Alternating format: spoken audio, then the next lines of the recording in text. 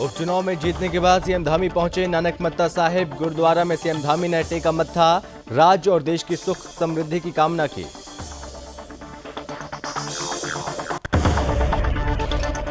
विश्व पर्यावरण दिवस आज विधानसभा अध्यक्ष ने किया पौधों का रोपण, लोगों को पौधे लगाने सुरक्षित रखने का संदेश दिया। उत्तराखंड के सीएम एक्शन मोड में आ रहे नजर, चार धाम यात्रा को लेकर सीएम धामी ने दिए निर्देश, बोले चार धाम व्यवस्था पर दिया जाए ध्यान। बीजेपी की तरफ से सम्मेलन का आयोजन, पीएम मोदी के 8 साल पूरे होने पर कार्यक्रम, केंद्रीय राज्य मंत्री और कैबिनेट मंत्री केंद्र सरकार की योजनाओं के बारे में लोगों को देंगे जानकारी। उपचुनाव में जीत के बाद सीएम धामी कर रहे हैं कई क्षेत्रों का दौरा, ऐतिहासिक जीत के बाद सीएम धामी लोगों से मुलाकात कर लोगों का जता रहे हैं आभार।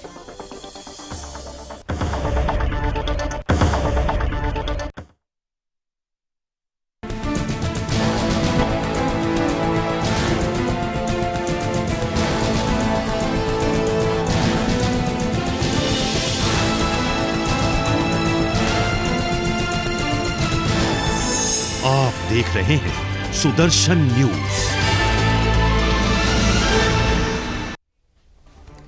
नमस्कार, बहुत स्वागत है आप सभी का अपने उत्तराखंड में। मैं हूं आपके साथ संभव गुप्ता।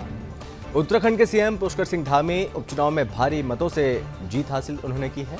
वहीं उपचुनाव जीतने के बाद सीएम धामी शनिवार को गुरुद्वारा श्री नानक मत्था साहिब पहुंचे, जहां सीएम धामी ने गुरुद्वारे में मत्था टेका और अरदास में शामिल हुए। सीएम धामी ने राज्य और देश की सुख समृद्धि और शांति की कामना की है। गुरुद्वारा नानक मत्था प्रबंधक कमेटी द्वारा उनके गुरुद्वारा नानक मत्ता साहिब का स्मृति चिन्ह उन्हें भेंट किया और साथ ही आपको बता दें कि इसके पश्चात धार्मिक डेराकार सिवा पहुंचकर डेरे के जत्थेदार बाबा तरसेम सिंह से भेंट की और साथ ही लंगर पानी में भी सीएम धामी शामिल हुए।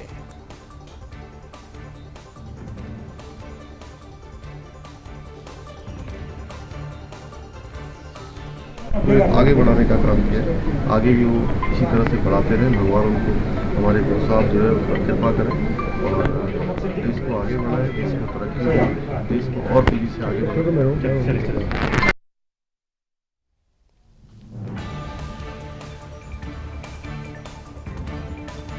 विश्व पर्यावरण दिवस के अवसर पर विधानसभा अध्यक्ष ऋतु खंडूरी भूषण ने देहरादून में यमुना कॉलोनी स्थित अपने आवास के परिसर में फलदार पौधों का रोपण किया। उन्होंने कहा कि घर में होने वाले किसी भी शुभ पर्व पर हम पौधारोपण से उस कार्य की शुरुआत करें ताकि हमारे व्यवहार में पर्यावरण संरक्षण जुड़ सके। विधानसभा अध्यक्ष ने स्वयंसेवी संस्थाओं, पर्यावरण प्रेमी और सामाजिक एवं धार्मिक संगठनों के साथ सभी प्रदेशवासियों से पौधे लगाए और साथ ही उन्होंने सुरक्षित रखने और साथ ही पर्यावरण को नुकसान पहुंचाने वाले पदार्थों के उपयोग को रोकने की दिशा में जन चेतना जागृत करने और साथ ही सहयोग करने की अपील की।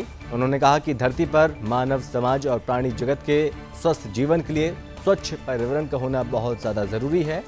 पर्यावरण को बचाने के लिए अपने अपने कार्य क्षेत्र में हर संभव प्रयास करने की आवश्यकता है। धामी ने लोगों को विश्व पर्यावरण दिवस की बधाई दी और साथ ही सीएम धामी ने विश्व पर्यावरण दिवस पर लोगों को पर्यावरण के बारे में बताया।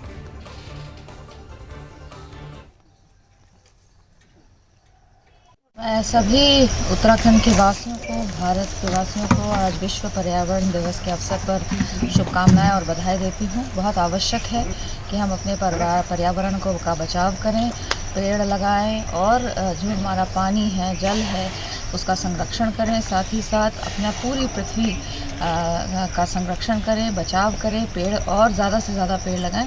एक बार फिर मैं सभी को शुभकामनाएं देती हूँ। आज विश्व पर्यावरण दिवस है। इस विश्व पर्यावरण दिवस पर हम सब लोगों ने यहाँ पर एक पौधारोपण के साथ साथ एक संगोष्ठी भी की है और इस संगोष्ठी के माध्यम से सभी को एक प्रकार का हम लोगों ने सभी से अनुरोध किया है कि हमारी चूँकि हिमालय राज्य, इसके अंदर पर्यावरण का संरक्षण हो, जल जंगल जमीन सुरक्षित हो और जो हमारा पर्यावरण है वो सुरक्षित रहे। हम इकोलॉजी और इकोनॉमी दोनों का ध्यान रखते हुए हमारा देहरादून शहर, अन्य हमारे शहर सभी के सब धीरे धीरे एक क्लीन सिटी के रूप में जाने जाए, उस दिशा में हम लोग काम करेंगे और पूरे हिमालय राज्य से, हिमालय से पूरे देश को और दुनिया को एक संदेश देने का काम भी यहाँ से होगा। उत्तराखंड के सीएम पुष्कर सिंह धामी उपचुनाव जीतने के बाद एक्शन मोड में नजर आ रहे हैं। सीएम धामी ने चारधाम यात्रा की समीक्षा की। बैठक में समिति गठित करने के निर्देश दिए। आपको बता दें कि मुख्यमंत्री धामी ने चारधाम यात्रा को लेकर आदेश दिए और सीएम धामी ने निर्देश दिए कि बुजुर्ग लोग अपना स्वास्थ्य परीक्षण के बाद ही चारधाम की यात्रा पर जाएं और कहा कि चारधाम यात्रा में व्यवस्थाओं की निगरानी के लिए विशेषज्ञ समिति गठित की जाएगी। और साथ ही सीएम धामी ने यह भी कहा कि चारधाम की व्यवस्था पर ध्यान दिया जाए और साथ ही सीएम ने यह भी कहा इस संबंध में चारधाम यात्रा से संबंधित व्यवस्थाओं के प्रति नकारात्मक संदेश से बचा जाए। सीएम ने यह कहा कि यात्रा के दौरान हो रही मृत्यु के वास्तविक कारणों की सही स्थिति जनता के समक्ष रखी जाए, जिससे यात्रा पर आने वाले श्रद्धालु आवश्यक एहतियात बरतें। मतदाता भाई बहनों का बड़े चारधाम में लगातार व्यवस्थाएं हम लोग कर रहे हैं। यात्रियों की संख्या बढ़ी है, श्रद्धालुओं की संख्या बढ़ी है। ये यात्रा ठीक प्रकार से चले, आने वाले लोगों को किसी असुविधा का सामना न करना पड़े, सभी की यात्रा सुरक्षित हो, उसको लेकर लगातार बैठक कर रहे हैं। अभी आज हम लोगों ने ज्वाइंट सभी विभाग जो भी यात्रा से संबंधित है उन सभी को कहा है कि हफ्ते में 2 बार लगातार लोगों को जानकारी देने का भी काम करें और प्रत्येक दिन रोज समीक्षा का काम करें। उस दिशा में काम हो रहा है जिससे कि सबकी यात्रा अच्छी हो, सरल हो, सुगम हो और सुरक्षित हो। प्रधानमंत्री नरेंद्र मोदी के कार्यकाल के 8 साल पूरे होने पर रायबल क्षेत्र में लाभार्थी सम्मेलन आयोजित किया गया। इस दौरान सम्मेलन में केंद्रीय राज्य मंत्री डॉक्टर जितेंद्र सिंह और प्रदेश की कैबिनेट मंत्री प्रेमचंद अग्रवाल शामिल हुए। इस दौरान केंद्रीय राज्य मंत्री और कैबिनेट मंत्री का लोगों ने जोरदार तरीके से स्वागत किया। इस बीच केंद्रीय मंत्री ने सम्मेलन में लाभार्थियों को केंद्र सरकार की विभिन्न जानकारी और उपलब्धियों से अवगत कराया। वहीं राज्य मंत्री डॉक्टर जितेंद्र ने सम्मेलन में कांग्रेस की पूर्व की सरकारों की नीति और नीयत पर भी जमकर निशाना साधा।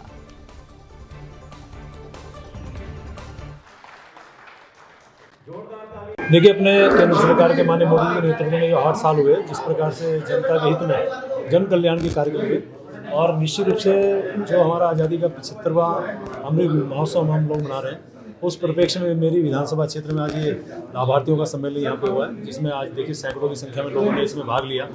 चाहे वो जनधन खाते वाले होंगे, चाहे आयुष्मान वाले होंगे, चाहे हमारे दूसरे उज्ज्वला योजना वाले होंगे या सौभाग्य योजना वाले होंगे, सभी को आज माननीय हमारे केंद्रीय मंत्री जितेंद्र सिंह ने संबोधित किया। और जिस प्रकार से उन्होंने बताया कि मोदी सरकार की कार्य संस्कृति और राजनीतिक संस्कृति दोनों बदलने का काम किया और विश्व में हमारे भारतीयों का जो सम्मान हुआ है, तो निश्चित रूप से मैं अपने कार्यकर्ताओं को भी धन्यवाद कर रहा हूँ, माननीय मंत्री जी का भी धन्यवाद कर रहा हूँ। इसको अगर समझना है तो सबसे आसान तरीका ये रहेगा कि इन 8 वर्षों की तुलना की जाए 2014 के पहले 8 वर्षों से या उससे पहले भी, जहाँ एक और निराशावाद का माहौल था, लोग अपना मनोबल खो बैठे थे।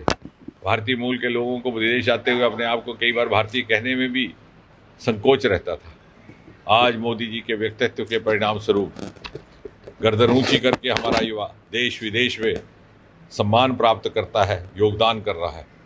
उसके साथ ही साथ जैसे ही मोदी जी ने प्रधानमंत्री बनने के तुरंत बाद कहा था कि मेरी सरकार गरीब को समर्पित, ना मालूम तब उस बात पर कितना विश्वास किया गया होगा कि नहीं, क्योंकि लोगों को आदत पड़ गई थी कि नेता आते भाषण करते भूल जाते। लेकिन आज मोदी जी ने सिद्ध कर दिया कि ये संकल्प जो उन्होंने किया था उसकी सिद्धि हुई है। उत्तराखंड में 31 मई को हुए चंपावत उपचुनाव के 3 मई को नतीजे सामने आए। उपचुनाव में सीएम धामी ने ऐतिहासिक जीत हासिल की। आपको बता दें कि सीएम धामी चंपावत से चुनावी मैदान में थे, जबकि कांग्रेस के निर्मला गहतोड़ी को चुनावी मैदान में उतारा गया था, जिसमें सीएम धामी ने 55,000 से ज्यादा वोटों से जीत हासिल की।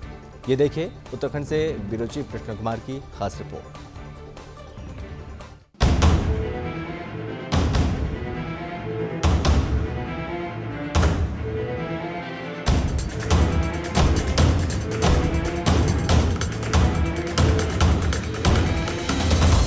मुख्यमंत्री पुष्कर सिंह धामी सर्वाधिक मतों से जीतने वाले प्रत्याशी बने। उन्होंने पूर्व सीएम बहुगुणा का रिकॉर्ड भी तोड़ दिया। वहीं कांग्रेस की करारी हार से फिर से गुटबाजी की पोल खुल गई। अनुमान के अनुरूप चंपावत उपचुनाव में बीजेपी ने कांग्रेस सहित सारे प्रत्याशियों का सूपड़ा साफ कर दिया। सीएम धामी ने 55,000 से ज्यादा वोटों से कांग्रेस की निर्मला गहतोड़ी को करारी शिकस्त दी। इसी के साथ 2012 के उपचुनाव में कांग्रेस प्रत्याशी तत्कालीन सीएम विजय बहुगुणा की 39,966 वोटों से जीत का रिकॉर्ड भी टूट गया। कांग्रेस सहित सभी 3 प्रत्याशियों की जमानत जब्त हो गई। ये पहला मौका है जब चंपावत सीट से कोई राष्ट्रीय दल अपनी जमानत भी नहीं बचा पाया। निर्वाचन अधिकारी हिमांशु ने परिणाम की घोषणा की और मुख्यमंत्री धामी को जीत का प्रमाण पत्र दिया। जो आज रिजल्ट निकला है, जनपद चंपावत विधानसभा की मैं पूरी जनता को विशेष धन्यवाद दूंगा, जिस हिसाब से उनने माननीय मुख्यमंत्री के पक्ष में एक तरफा मतदान किया और एक ऐतिहासिक जीत दर्ज दिलाई है। इसके लिए इनको अपने देशतुल्य मतदाताओं को, यहाँ की जनता को धन्यवाद दूंगा। सीएम धामी उपचुनाव जीतने के बाद सबसे पहले मंदिर पहुंचे, जहां सीएम धामी ने मंदिर में पूजा अर्चना की और जिसके बाद सीएम धामी लोगों से मुलाकात करने खटीमा, चंपावत, टनकपुर, हल्द्वानी समेत कई जगहों का दौरा कर लोगों से मुलाकात कर रहे हैं। इस दौरान सीएम धामी ने जीत के लिए जनता का आभार जताया। मतदाता भाई बहनों का, बड़े बुजुर्गों का, नौजवानों का और देश जनता का, सभी का मैं आभारी हूँ जिन्होंने बड़ा समर्थन दिया है। निश्चित रूप से ये हमारी पूरे उत्तराखंड की सरकार को, हमारे देश के यशस्वी प्रधानमंत्री नरेंद्र मोदी जी को लगातार जो विश्वास व्यक्त कर रहे हैं और हम भी संकल्प जो हमने लिए हैं उन संकल्पों को आगे बढ़ा और चंपावत से आने वाले समय में भारत के मानचित्र पर आए। साथ ही साथ इस जीत का श्रेय जनता को दिया। वहीं सीएम धामी के क्षेत्र में पहुंचने पर लोगों ने जोरदार स्वागत किया। उपचुनाव जीतने के बाद सीएम धामी को पीएम मोदी, बीजेपी के प्रदेश अध्यक्ष मदन कौशिक समेत कई दिग्गजों ने बधाई दी। जब हम जनता से कटकर जनता की भावनाओं के विपरीत बात करते हैं तो तब निश्चित रूप से कहीं ना कहीं जनता का इसी प्रकार का निर्णय होता है। आप राम मंदिर का विरोध करोगे, आप 3 तलाक का विरोध करोगे, आप कानून जो नागरिक संशोधन कानून का विरोध करोगे, आप हर ऐसे आप वैक्सीन का विरोध करोगे, आप उत्तराखंड के विकास का विरोध करोगे। तो जो विकास का विरोध इस रूप में हर चीज को लेकर करते हैं तो निश्चित रूप से जनता की जो भावनाएं हैं वो इसी रूप में उजागर। पीएम मोदी ने सीएम धामी को डायनेमिक सीएम बताया। सीएम धामी की जीत से बीजेपी कार्यकर्ताओं और क्षेत्र की जनता में खुशी का माहौल है। लोग आतिशबाजी के साथ जुलूस निकालकर जश्न मना रहे हैं। News desk, Sudarshan news.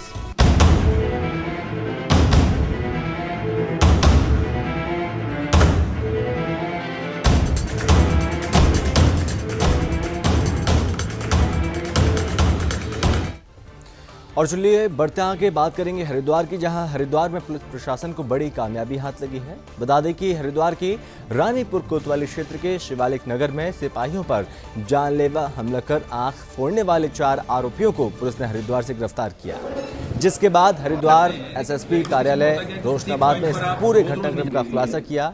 आपको बता दें कि बीते 26 मई को गैस प्लांट चौकी क्षेत्र के अंतर्गत शिवालिक नगर क्षेत्र में गश्त कर रही 2 पुलिस सिपाहियों पर हमला किया था, जिसमें दोनों पुलिसकर्मी गंभीर रूप से घायल हुए थे और जिसमें एक पुलिसकर्मी की आंख में चोट लगने से आंख को निकालना पड़ा। जिसके बाद पुलिस ने टीम गठित की, आरोपियों की छानबीन शुरू की और आपको बता दें कि पुलिस की तरफ से आरोपियों पर 25,000 का इनाम भी घोषित किया गया। वहीं पुलिस ने टीम को गठित किया, आरोपियों को गिरफ्तार भी कर लिया। फिलहाल पुलिस ने आरोपियों को जेल भेज दिया। वहीं मामले में आरोपियों से पूछताछ जारी है।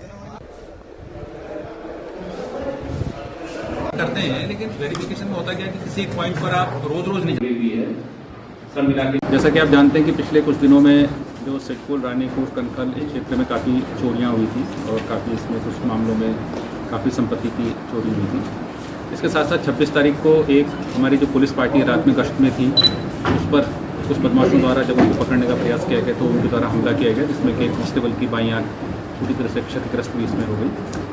तो निश्चित रूप से हम लोगों के लिए एक बहुत बड़ी चुनौती थी।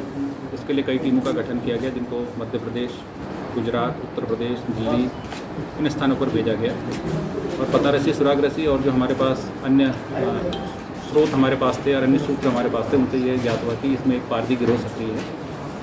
लगातार हमारी टीम को चेक कर रही थी और अंततः अंतद्वीप में इसके 5 सदस्य हमने कल पकड़े हैं। उत्तराखंड के रामनगर में शनिवार को जिलाधिकारी धीरज सिंह गवरियाल तहसील परिसर पर पहुंचे और जहां पर जिलाधिकारी ने तहसील परिसर में जनता की समस्याओं को सुना। आपको बता दें कि 88 लोगों ने जिलाधिकारी के सामने अपनी समस्याओं को रखा। वहीं जिलाधिकारी कार्यालय में कुछ समस्याओं को मौके पर ही जिलाधिकारी ने समाधान किया और बाकी समस्याओं को संबंधित विभाग के अधिकारियों को समाधान करने के निर्देश दिए। जिलाधिकारी ने बताया कि शिविर के दौरान अनाथ बच्चों की तरफ से राशन न मिलने, स्कूल में शिक्षा ग्रहण करने की कुछ समस्याएं रखी गईं, जिस पर उन्होंने इन अनाथ बच्चों को तत्काल राशन उपलब्ध कराते हुए कहा कि इन बच्चों की पढ़ाई के लिए भीमताल में स्थित एक स्कूल में इनका प्रवेश कराया जाएगा। और साथ ही उन्होंने कहा कि कुछ समस्याएं ऐसी थीं जो न्यायालय में विचाराधीन है, तो ऐसी समस्याओं का भी शीघ्र समाधान किया जाएगा। इसके अलावा जिलाधिकारी ने रामनगर विकासखंड के ग्राम पंचायत विकास अधिकारी दिनेश सैनी की ग्रामीणों द्वारा की गई शिकायत पर उनकी जांच करने के आदेश दिए और साथ ही जिला पंचायत विकास अधिकारी को इस अधिकारी को सस्पेंड करने के आदेश भी दिए। जिलाधिकारी ने कहा कि अधिकारी जनता की समस्याओं का समाधान प्राथमिकता से करें और शिविर में विधायक दीवान सिंह बिष्ट के अलावा सभी विभागों के अधिकारी मौजूद रहे।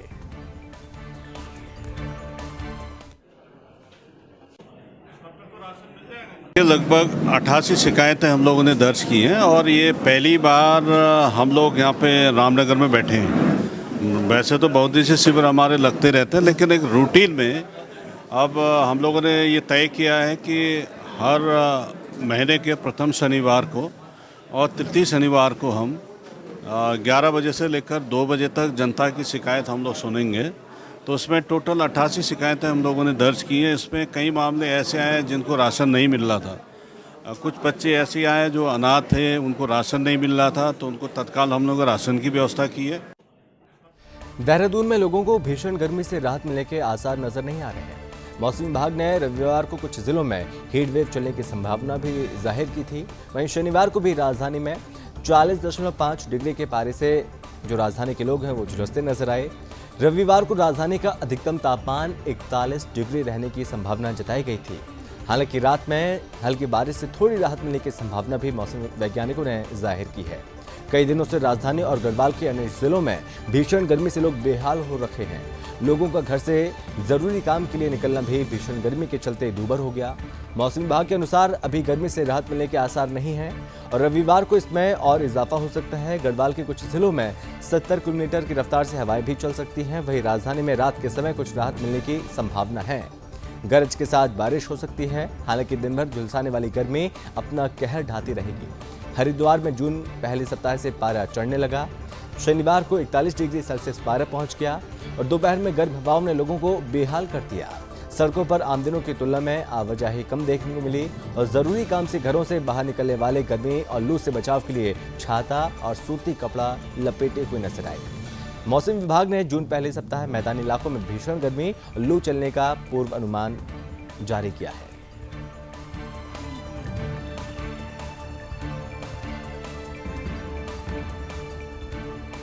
उत्तराखंड के हल्द्वानी की रहने वाली छात्र ने पहाड़ का गौरव बढ़ाते हुए चट्टानी इरादों से सफलता का शिखर पर पहुंचा वो। और इस बीच यहाँ पर दरअसल हल्द्वानी के फतेहपुर लामाचौड़ निवासी वाहन चालक के बेटे हिमांशु पांडे ने CDS की परीक्षा में ऑल इंडिया स्तर पर पहला स्थान हासिल किया और जिले और प्रदेश का नाम रोशन किया। जबकि हल्द्वानी की रोहित डांगी को 26वीं रैंक मिली। आबूधाबी की हिमांशु पांडे ने CDS परीक्षा तैयारी 2017 से शुरू कर दी थी। हालांकि पहले प्रयास में उन्होंने 2 परीक्षाएं पास की, लेकिन तीसरे चरण में मेडिकल में अनफिट हो गए थे। उन्होंने 10वीं और 12वीं की परीक्षा ABM senior secondary school Fatehpur से पास की। उसके बाद उन्होंने द्वाराहाट में विपिन त्रिपाठी इंजीनियरिंग कॉलेज से इलेक्ट्रॉनिक एंड कम्युनिकेशन में BTech किया। वहीं आबूधाबी के हिमांशु पांडे ने कहा कि कोविड काल में लॉकडाउन के समय मुझे परीक्षा की तैयारी करने में काफ़ी मदद मिली। हिमांशु ने कहा कि आगे बढ़ाने में उनके माता पिता, दीदी और दोस्तों का हाथ रहा। 1.5 साल की ट्रेनिंग के लिए वो अब इंडियन मिलिट्री अकादमी देहरादून जाएंगे और जहां से अपनी वो ट्रेनिंग पूरी करेंगे। वहीं हिमांशु की कामयाबी से घर में खुशी का माहौल है।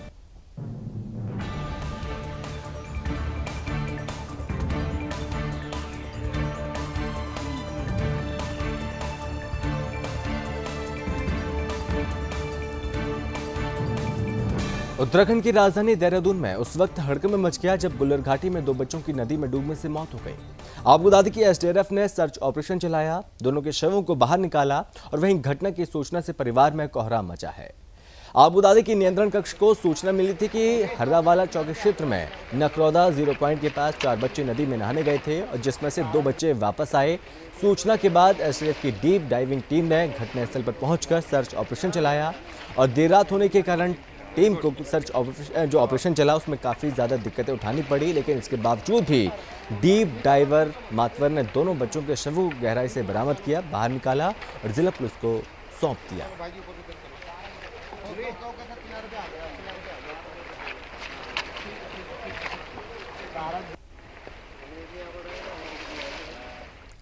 खबर उत्तराखंड के जनपद हरिद्वार से है, जहां पर हरिद्वार नगर निगम क्षेत्र के 2 वार्डों में उपचुनाव 12 जून को होने हैं, जिसको लेकर बीजेपी और कांग्रेस आमने सामने है। इसी कड़ी में बीजेपी के वार्ड नंबर 9 के पार्षद प्रत्याशी बीजेपी कार्यालय उद्घाटन में पहुंचे, जहां बीजेपी के प्रदेश अध्यक्ष मदन कौशिक ने जनता में जोश भरते हुए कहा कि जैसे आप बीजेपी को पूर्ण बहुमत से अपना बहुमत देकर जिताते आए हैं, ऐसे ही इस वार्ड में सुरेंद्र मिश्रा को अपना वोट देकर जिताएं। और साथ ही उन्होंने कहा कि मैं आपसे वादा करता हूं, जो भी आपकी समस्याएं होंगी, चाहे वो कोई भी समस्या हो, उसको पूरा करने का काम पार्टी करेगी। मदन कौशिक ने यह भी कहा, आज ब्रह्मपुरी में वार्ड नंबर 9 के कार्यालय है, उसका उद्घाटन करने आया था।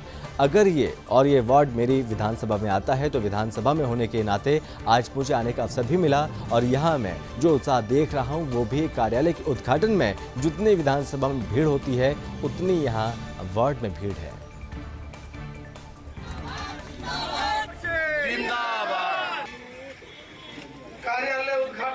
आज बहुत उत्साह है। जो हमारे प्रदेश अध्यक्ष ने आज जो उद्घाटन किए हैं, मीटिंग लिए हैं, बहुत ज़बरदस्त हुआ है। और ब्रह्मपुरी के जनता के सहयोग से हम जो है बहुत बहुमत से जीतेंगे। मेरे सफाई का मुद्दा बढ़िया रहेगा, और जो है लॉकडाउन इसका क्या नाम है, और जो सफाई होगा, लाइट होगा, पानी होगा, जो भी यहाँ का समस्या है, हाँ सारे समस्या बहुत बढ़िया मिल रहा है। मिश्रा जी, आए दिन यहाँ पानी की समस्या रहती है, वो पानी का भी समस्या हल हो जाएगा। बाबा केदार के दर्शनों के लिए हेलीकॉप्टर से भी केदारनाथ पहुंचने के लिए लंबा इंतजार करना पड़ रहा है। पिछले 29 दिनों की बात करें तो हेलीकॉप्टर के 8,873 शटल यानी कि चक्कर में 49,367 यात्री केदारनाथ धाम पहुंचे, जबकि दर्शन करके 48,454 यात्री वापस लौट आए हैं।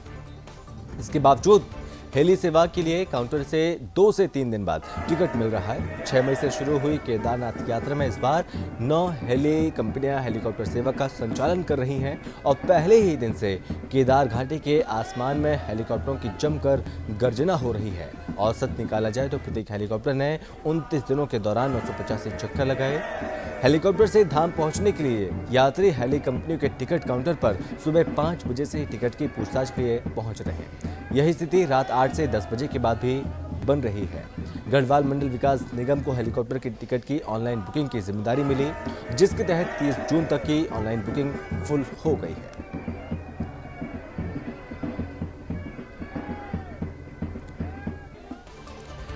चलिए बढ़ते आगे, जहां पर उत्तराखंड पुलिस ने भी एक अभियान शुरू कर दिया। कुछ स्थानों पर लोग खुद भी लाउड स्पीकर उतार रहे हैं, और धर्म गुरुओं ने भी पहले लाउड स्पीकर को लेकर बात की थी। इस मामले में पुलिस से लोगों ने बात की, और ज्यादातर लोगों ने अपने अपने धर्मों के लोगों से लाउड स्पीकर हटाने की अपील की।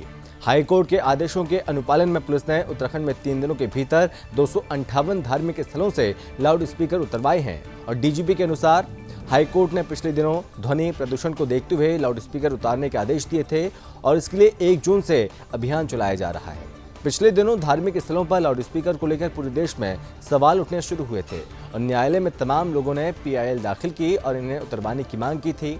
ध्वनि प्रदूषण को आधार बनाकर नैनीताल हाईकोर्ट ने भी धार्मिक स्थलों से लाउड स्पीकर उतरवाने के आदेश दिए थे, और इसी क्रम में उत्तराखंड पुलिस ने भी अभियान शुरू किया। कुछ स्थानों पर लोग खुद भी लाउड स्पीकर उतार रहे हैं, और धर्मगुरुओं ने भी पहले लाउड स्पीकर की उतारने की बात कही थी। इस मसले पर पुलिस से लोगों ने बात की, और ज्यादातर लोगों ने अपने अपने धर्मों के लोगों से लाउड स्पीकर हटाने की अपील की है।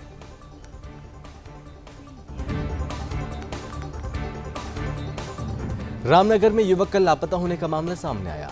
आपको बता दें कि रामनगर विकासखंड के ग्राम किशनपुर निवासी 31 वर्षीय भरत तिवारी 31 मई को भीमताल से रामनगर के लिए एक टैक्सी में सवार हुआ था, लेकिन हल्द्वानी पहुंचने के बाद युवक लापता हो गया, जिसके बाद परिजनों की तरफ से काफी खोजबीन की गई, लेकिन उसका कोई पता नहीं चल पाया। मामले में लापता युवक के भाई ने पुलिस पर लापरवाही करने के साथ ही कोतवाली में तैनात एक दारोगा पर अभद्र व्यवहार करने का आरोप भी लगाया। इसी कड़ी में लापता युवक के परिजन और साथ ही दर्जनों ग्रामीण कोतवाली पहुंचे, और उन्होंने पुलिस के खिलाफ नारेबाजी करते हुए लापता युवक को कि शीघ्र सकुशल बरामदगी की मांग की। और मामले में कोतवाल अरुण कुमार सैनी ने बताया, ये मामला रामनगर क्षेत्र का नहीं है, लेकिन फिर भी रामनगर पुलिस ने लापता युवक की गुमशुदगी दर्ज की और जाँच शुरू कर दी है।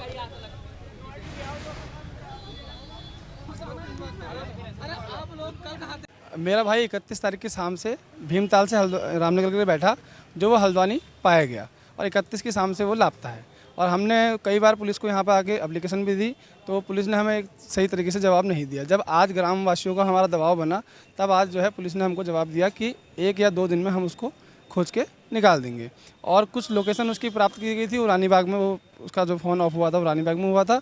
और अब उसकी CDR निकालने के लिए ये लोग कह रहे हैं, तो उसके लिए 1 या 2 दिन का समय हमसे मांगा गया है। हम यहाँ थाने में आए थे, तो एक कृष्णागिरी नाम के पुलिस ऑफिसर हैं, SI हैं, हमने उनसे कई बार कहा, एक बार एप्लीकेशन लिखी, उन्होंने कहा ये नहीं चलेगी, दोबारा लिखी, उन्होंने बोला ये नहीं चलेगी। हम भी पढ़े लिखे आदमी हैं, हमें भी एप्लीकेशन लिखना आती है। तो हमने कहा सर अब कैसे चल, बोले यहाँ बैठो मैं लिखाऊंगा। हमने उनको एप्लीकेशन फ़ोटो निकाल के दी। शाम को हमने फ़ोन करा, हमने कहा सर क्या कहते हैं, क्या कोई प्रोसेस उसकी हुई? तो उन्होंने बोला कि आपने क्या कर लिया, आप क्या कर रहे हैं, आपका भाई है, आपने खोजा?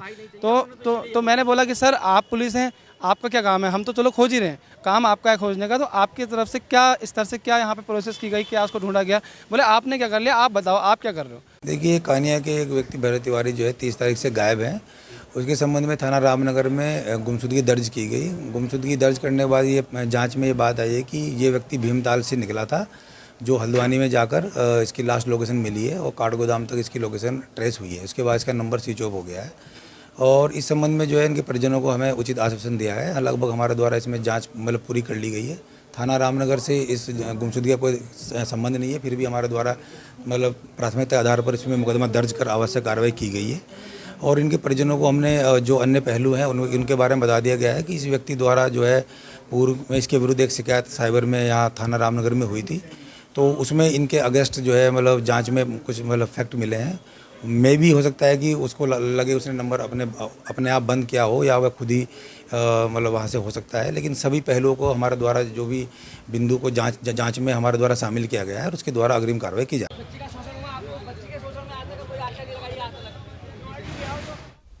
खबर उत्तराखंड के जनपद हरिद्वार के बहादुराबाद से है, जहां पर कैबिनेट मंत्री प्रेमचंद अग्रवाल ने बहादुराबाद में सम्राट पृथ्वीराज चौहान और साथीपुर चौकी के मध्य बनने वाले पंडित दीनदयाल उपाध्याय उद्यान का भूमि पूजन के साथ ही शिलान्यास भी किया। इस मौके पर कैबिनेट मंत्री ने कहा कि ये स्थल आने वाले समय में बड़ा ही लाभदायक सिद्ध होगा। इसका लाभ क्षेत्र की जनता भी उठा पाएगी। उन्होंने कहा कि यात्रा भी इस स्थान पर यात्रा के लिए आने जाने वाले यात्रियों को आराम से बैठा पाएंगे। उन्होंने कहा कि इसके साथ ही इसके बनने से पर्यावरण संरक्षण में भी महत्वपूर्ण योगदान मिलेगा।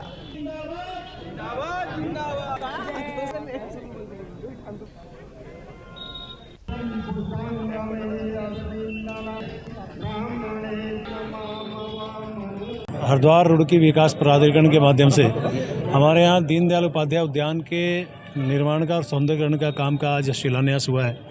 निश्चित रूप से यहाँ जिस प्रकार से बाहर से आने वाले लोग, यहाँ के स्थानीय लोगों के सामने एक जो स्थिति महसूस होती थी, उससे बेहतर स्थिति में हम लोग ये काम कर रहे हैं और 3 महीने के अंदर ये 97 लाख का जो प्रोजेक्ट है वो पूरा होगा। और उम्मीद कर रहा हूँ कि आने वाले टाइम पे ये हमारे यहाँ जो बाहर से लोग आएंगे, हमारे स्थानीय लोग आएंगे, उनके लिए बैठने के लिए, उनके लिए एक पार्क के रूप में, उनके लिए एक जो यहाँ की सुंदरता है उसके रूप में एक मील का पत्थर साबित होगा। और मैं उम्मीद कर रहा हूँ कि ये काम टाइम से भी होगा और क्वालिटी वाइज भी होगा। और इसी के साथ इस बुलेटिन में बस इतना ही। आप बने रहिए सुदर्शन न्यूज के साथ। जय हिंद।